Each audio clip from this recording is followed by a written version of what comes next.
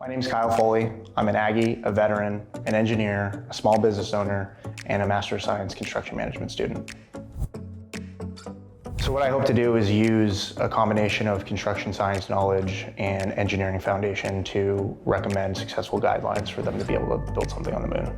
I'm really interested in early mission planning and kind of like what they hope to find with the early Artemis missions. So like anytime that we point to a place on a map on Earth and say that we want to go build something here, we always get there and it's always the worst possible place. So I think my dream would be to develop some sort of checklist or some sort of just mission planning criteria. And that way when they get up there, they know that they have a good spot to build on. I still serve in the Army Reserve part-time. In addition to that, I still work part-time as an engineer, but really I just want to be on the cutting edge of new technology in the construction industry, and I want to be an early adopter of all of these new innovations that are coming out of lunar construction and make sure that I'm changing the game for the construction industry as a whole.